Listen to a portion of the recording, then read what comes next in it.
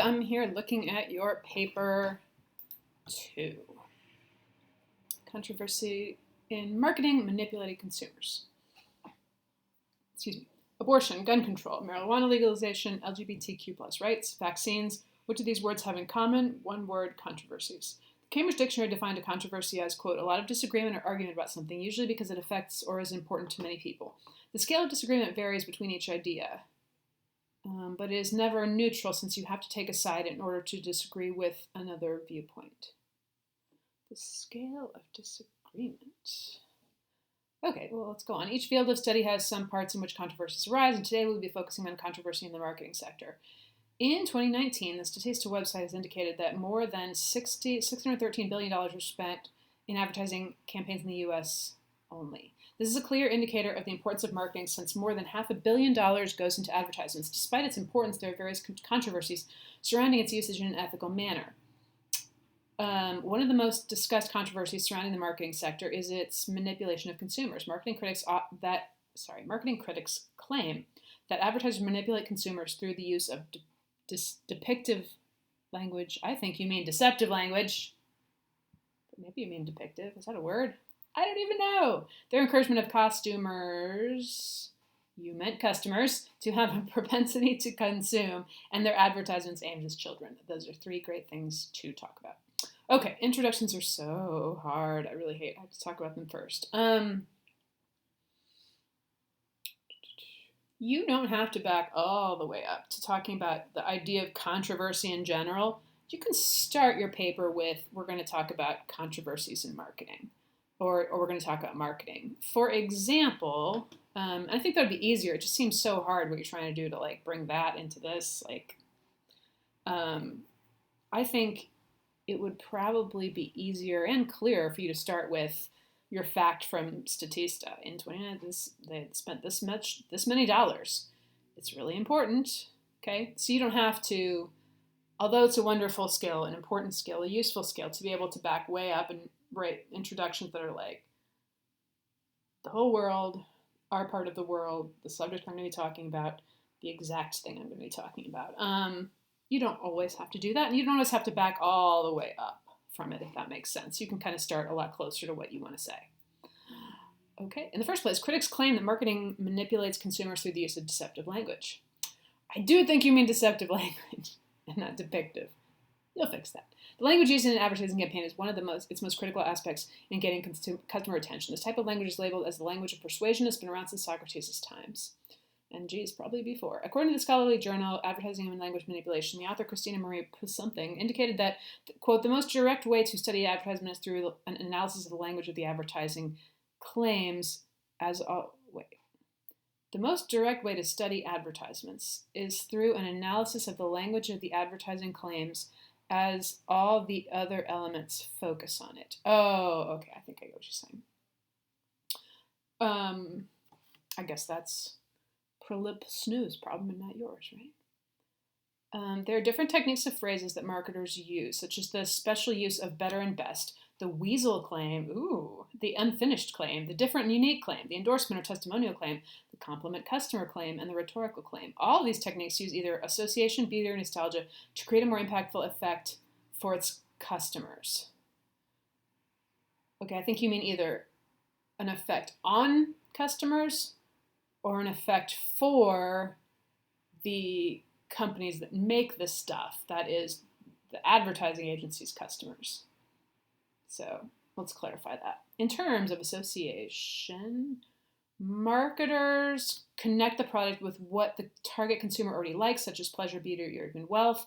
Beauty is also used in these techniques since marketers want the customer to feel identified and look up to the model of their product. Lastly, nostalgia is incorporated into these techniques by relating to a time back in history where everything was easier. Everything was easier. These types of marketing strategies are effective in terms of their success value. In order to have a more successful net of I think you maybe mean for consumers, a net to gather them up. Advertisers use different language strategies based on the type of targeted customer their product has. However, we must not take for granted the fact that language strategy can be interpreted as manipulation, since it could be encouraging customers to make irrational choices when buying. Gotcha. There's a lot of good stuff going on here. One thing I would suggest is I was getting excited about what the weasel claim was and the unfinished claim and um, so I feel like mention the ones that you're going to expand on, um, and the ones that maybe just are like pretty clear. Like when you say the endorsement or testimonial, I'm like, oh yeah, I mean, I get what that would be. But either take out the weasel or tell us what the weasel is, because now I'm like, what? In the second place. Oh, and tiny thing, you need page numbers. Okay, sorry. In second place, critics claim that marketing manipulates consumers through their encouragement of making consumers have a propensity to consume. Whoa, what? In the second place, critics claim that marketing manipulates consumers through their encouragement of making customers have a propensity to consume. I feel like this is a great example of, it was this morning for me when I'm recording this, when we talked about shortening sentences. Definitely that one needs shortening, and I don't know if you need it. I feel like it's just saying, some people say that it's bad to tell people to buy more stuff, and I'm like, well, that's kind of the whole thing, isn't it? Okay, the main goal of an advertising campaign is to gain as much audience as possible for their specific brand or specific product. Sure. As mentioned earlier, they mainly use language to encourage consumers into buying their products, as well as images and symbols. Despite its ability to sell its product, many critics have claimed this type of strategy could make consumers pay for things they don't actually need. Yes. So you're going to say this later, so I would take out the first way you said it, because you say it much better, just a little further in. And maybe just keep your transition in the second place somehow to help us get from one to the other. Okay, sorry. Despite its time check. Okay, we're good. Despite its ability to sell products, many critics okay. According to the book Controversies in Contemporary Advertising, written by Kim Sunday, she stated, consuming is seen as the quick, easy way to solve the problem and attain the good life. As part of the propensity to consume, manipulation can cause consumers not to evaluate marketing messaging in a rational way. Instead, the advertising has the ability to create the illusion that it will satisfy conscious or unconscious desires that it may not, in fact, satisfy. Love it. In other words, I would love that too. What she's claiming is that advertising campaigns use deceptive messaging but wants the customers to believe the product will have a certain magical effect in their lives when it is almost always an exaggeration. Beautiful, right? You always, after you use a quote, want to put in your own words what the quote said, just to make sure your reader is really getting it and they're connecting it to the rest of your writing. Just like you did. This could be seen as playing with the customers' emotions and their propensity to consume. The value that is put in question here is how honest advertisers are with the product they are promoting. Is encouraging people to buy products that don't actually need a genius marketing strategy, or are they being untruthful with how the product would actually serve them if they buy it? Lovely. I'm into it. Last but not least, critics claim that marketing manipulates consumers through deceptive advertisements aimed at children. In her book, Advertising to Children, Concepts and Controversies, written by somebody, she indicated that children spent about $26 billion in purchases made by advertisers and TV shows in 1997, and the numbers have been increasing since then. Additionally, that's not a super recent number. It would be better to find a more recent figure for that. Especially in the field of marketing and advertising, like so much emphasis, as you've just been explaining, on what's new, what's current, what's new. So like if you're writing a paper about history, for example, people know they're going to be reading about things that are old, and old ideas about old things too, potentially. So, okay, but I kind of got off track there. Additionally, she mentioned that theories developed by child psychologists and exploratory research conducted by consumer researchers revealed that young children have little understanding of the persuasive intent of advertising, viewing it as informative, truthful, and entertaining. And that seems like how I thought of it when I was a kid. This information is crucial since it indicates how children are being exposed to products without their knowledge that something is being advertised to them. Since they mostly view advertisements as accurate sources of information, their willingness to buy products is greater. Even though the goal of advertisers is to influence people into buying their product, critics would consider marketing strategies towards children as deceptive. There you go. That's another place you need deceptive. deceptive.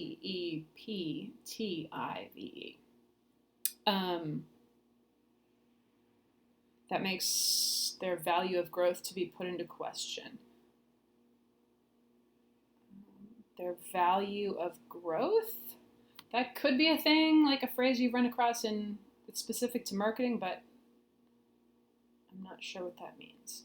The controversy surrounding it would be, is expanding the market through advertisements to kids an effective way of growing a business, or is it damaging the brand since they're being unethical and marketing people that are unaware of products being advertised to them? Okay, one small thing I'll say, which is that the controversy surrounding it would be, rather than the ...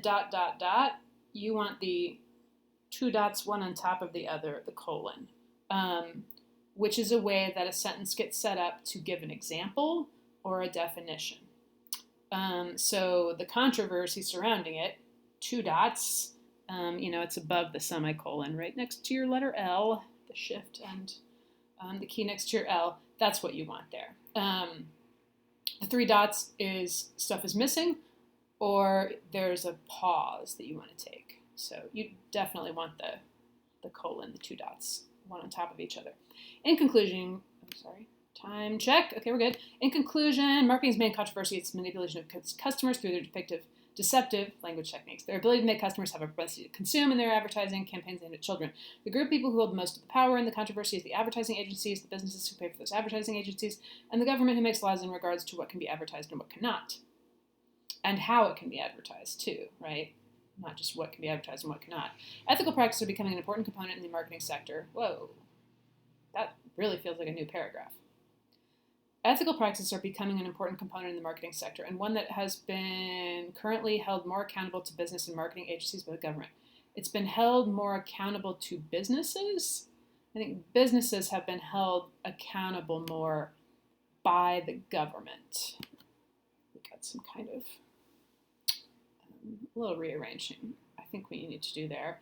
In Shane Hurt's blah blah, and this book emphasizes the importance of marketers following an ethical guideline. It stated that unethical marketing practices may harm consumers and blah blah. Following the statement, they mentioned an ethical decision and framework, and all businesses and advertising agencies must follow this, including determine the facts in an unbiased manner, identifying the ethical situation at hand, identifying stakeholders, considering all the available alternatives, discuss independent decision with stakeholders, making the decision, and monitoring and assessing the quality of the decision.